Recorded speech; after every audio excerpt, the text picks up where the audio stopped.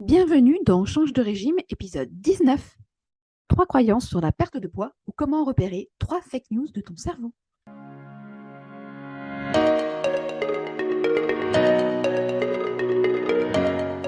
Bonjour et bienvenue dans Change de régime, le podcast pour changer ta relation à la nourriture durablement dans l'amour de toi. Je suis Anne-Lise Paillard, coach de vie certifiée pour ALE Coaching, et dans chaque épisode, je te donne les clés pour perdre du poids durablement en allant voir les causes du problème. Au-delà de ce que tu manges, pourquoi tu manges. Si tu as déjà pensé que le Nutella était plus fort que toi, tu es au bon endroit. Je veux t'aider à trouver comment tu veux manger pour te nourrir et te faire plaisir, pour en finir avec l'alimentation émotionnelle et compulsive. Changer ton régime de croyances et de pensée. Et si c'était facile de perdre du poids, c'est ce que je veux te faire découvrir dans ce podcast. Parce que perdre du poids, c'est possible pour toi. Bonjour, j'espère que tu vas bien. Aujourd'hui, je veux te parler des croyances que je vois souvent revenir sur la perte de poids et que tu dois absolument briser si tu veux réussir à perdre du poids et changer ta relation à la nourriture de façon durable.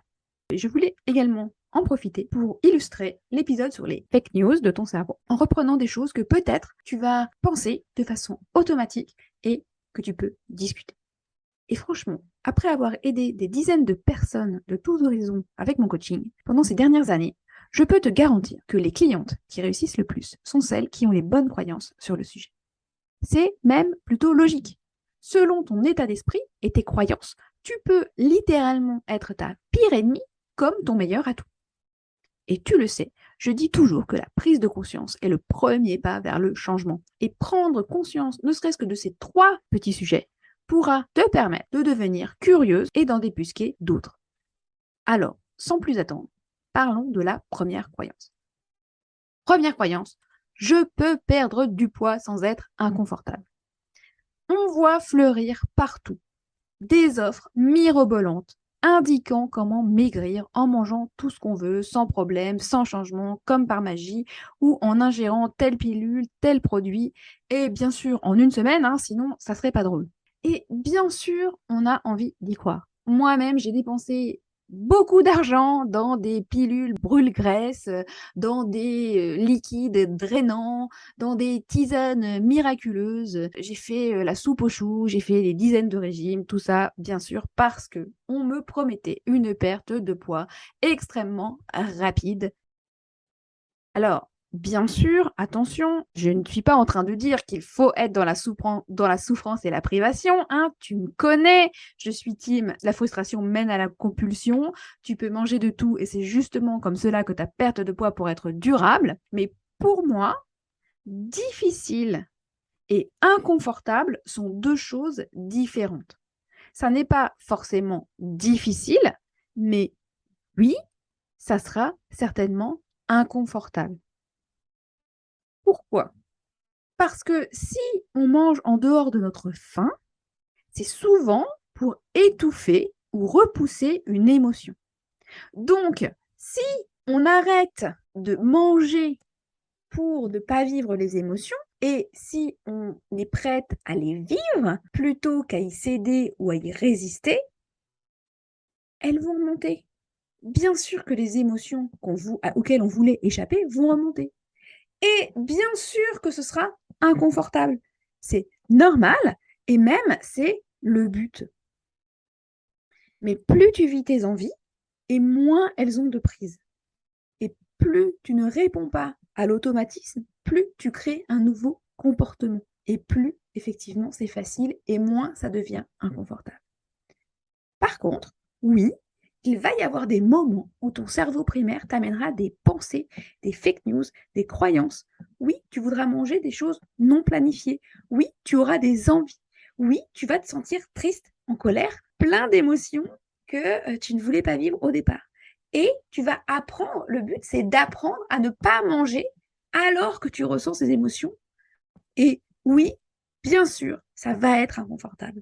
Et surtout, n'oublie pas que la vie, c'est 50-50. Quel que soit le poids que tu fais, c'est 50-50. Finalement, que tu pèses 120 kg, 90, 70, 60 ou même 50, tu auras toujours 50% de pensées positives et 50% de pensées négatives. Juste, ce ne seront potentiellement pas les mêmes. Mais les émotions négatives, elles, seront toujours là. Je veux dire, on ne vit pas sans tristesse, on ne vit pas sans colère, on ne vit pas sans toutes ces émotions qu'on pense peut-être négatives, parce qu'elles sont le reflet aussi, la contrepartie des émotions positives. Sans tristesse, il n'y a pas de joie. Sans colère, il n'y a pas de sérénité. Et potentiellement, des fois, on a envie d'être en colère. Si quelqu'un te parle d'une manière dont tu n'as pas envie qu'on te parle, bien sûr que tu veux être en colère. Le but, c'est pas de tout accepter. Si, par exemple, ma fille, je ne sais pas moi, refuse de faire ses devoirs, ben ouais, je vais peut-être me sentir en colère. Et honnêtement, j'ai le droit. Après, la question, c'est est-ce que, alors que quelque chose arrive, me met en colère, est-ce que je vais aller manger ou est-ce que je vais regarder pourquoi je suis en colère et regarder la façon dont je veux me comporter? Et ça, oui, ça va rester inconfortable. Mais ça n'a rien à voir avec le poids que tu fais. La croyance numéro 2, c'est tu dois t'affamer pour réussir. Ça ne pourrait pas être plus faux. D'accord? Et ça n'est pas contradictoire avec la croyance numéro 1. Au contraire, la privation induite par de nombreux régimes qui restreignent les calories, le fait de dire on n'a pas le droit aux féculents, on n'a pas le droit de se faire plaisir, on n'a pas le droit à la viande, on n'a pas le droit aux protéines, on n'a pas le droit à ce genre de régime, ça ne mène qu'à la compulsion alimentaire. C'est le cycle qui est d'ailleurs assez bien connu, et peut-être que tu le connais toi-même, c'est un cycle bien connu de restriction-compulsion. Mais pour perdre du poids durablement, il est nécessaire de s'autoriser à manger de tout. Et je ne suis pas en train de dire, encore une fois, ça ne veut pas dire binger à tous les repas. Ça ne veut pas dire ne pas faire attention à rien. Ça ne veut pas dire manger du chocolat. Évidemment que si tu manges pas au chocolat à tous les repas, si tu manges du sucre à tous les repas, sans faire attention à tes sensations de faim et de satiété, bien sûr que tu vas prendre du poids. Mais le but, c'est quand même de faire la paix avec les aliments interdits.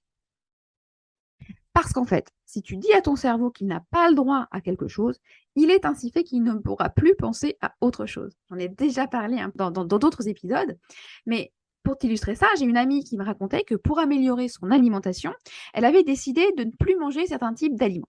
Et ce n'était même pas pour perdre du poids, mais plus pour améliorer sa digestion. Mais du coup, elle n'avait plus le droit, entre guillemets, aux flocons d'avoine. Elle en mangeait pas régulièrement de toute façon, où elle pensait que ça ne serait pas très méchant. Mais dès qu'elle a conscientisé le fait qu'elle n'avait plus le droit aux flocons d'avoine, tout d'un coup, elle s'est mise à en vouloir tous les jours et de façon intense. Elle avait un paquet de flocons d'avoine dans son placard depuis 6 mois. Le paquet, il lui avait jamais posé de problème. Mais voilà que maintenant qu'elle n'avait plus le droit de le manger, il n'y avait plus que ça qui était important dans sa cuisine. C'est la même cuisine, le même placard, le même paquet, la même personne. Juste la différence, c'est que le lundi, j'ai le droit de manger des flocons d'avoine dont j'en ai pas envie. Le mardi, j'en ai plus le droit et je ne pense plus qu'à ça. Si tu es dans un état d'esprit d'abondance, il est plus que probable que ton cerveau te lâchera la grappe avec les flocons d'avoine et même le chocolat. Car oui, on peut tout à fait perdre du poids en mangeant du chocolat. Si on respecte ces sensations de faim et de satiété et de plaisir. Et j'ai des outils, bien sûr, pour ça. J'ai beaucoup de clients qui ont réussi, alors je sais que toi aussi, tu en es capable. Croyance numéro 3, je pourrais m'aimer ou on pourra m'aimer quand je serai mince. Et je comprends complètement pourquoi on pourrait croire ça, puisque je l'ai moi-même cru pendant très longtemps. Mais avec le temps et en faisant ce travail, j'ai vraiment réalisé que c'était l'inverse. C'est une fois que tu commences à t'aimer que tu réussis à perdre du poids. C'est une fois que j'ai commencé à m'aimer que j'ai réussi à perdre du poids. Il n'y a pas de bouton magique. Ton cerveau ne va pas te dire tu es à X kilos maintenant, c'est OK, tu peux t'aimer. Tu te sentiras à l'arrivée comme tu te sens sur le chemin. Si tu perds du poids dans la colère et dans la frustration, tu resteras en colère et frustré à ton poids cible, qui d'ailleurs risque bien d'être toujours repoussé et jamais atteint. Mais si tu t'aimes sur le chemin, tu t'aimeras à ton point cible, même s'il n'est pas celui que tu croyais.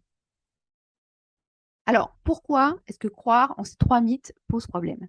Parce que, en fait, ça t'empêche de prendre les bonnes décisions. Tu penses que tu n'as pas ce qu'il faut pour y arriver, ou que ça sera plus dur que ça ne l'est réellement. Résultat, tu ne passes jamais à l'action. Donc, tu ne transformes pas ta vie, tu n'obtiens pas ton résultat, tu ne vas même pas le chercher.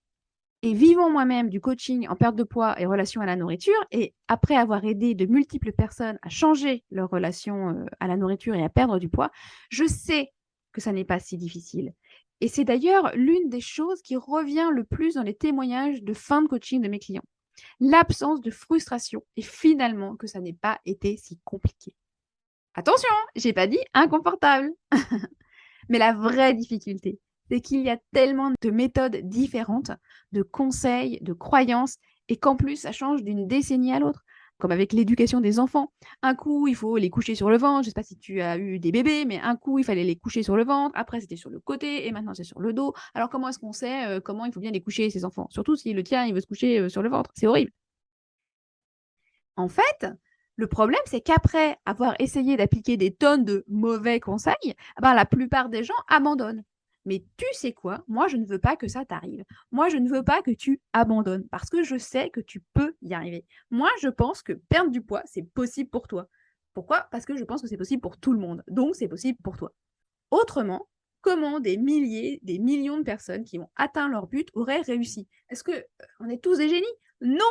Ils l'ont fait en utilisant les bonnes stratégies et en se faisant aider d'un expert et en acceptant de se mettre en priorité pour changer leurs croyances. Alors, franchement, si tu es prête à passer à l'action et à rejoindre ces personnes, moi j'ai envie de te dire, viens réserver un appel de découverte avec moi. Au pire, tu pourras toujours décider que ce n'est pas pour toi, mais au mieux, tu pourras changer pour toute ta vie. Voilà ce que je voulais te partager aujourd'hui. J'espère que ça t'a plu. Si c'est le cas, n'hésite pas à mettre un commentaire et une note 5 étoiles. Ça m'aidera beaucoup à faire décoller mon podcast. Et si tu veux apprendre plus et avoir plus d'infos, je te conseille de t'inscrire à ma newsletter. Ce n'est pas compliqué, c'est un mail par semaine, tous les vendredis matins. Je te partage des astuces et des conseils. Pour ça, rien de plus simple.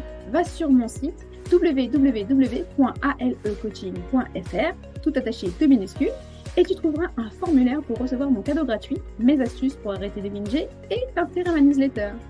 En attendant, je te dis à la prochaine pour un nouvel épisode. Et n'oublie pas, perdre du poids, c'est possible pour toi. À très vite!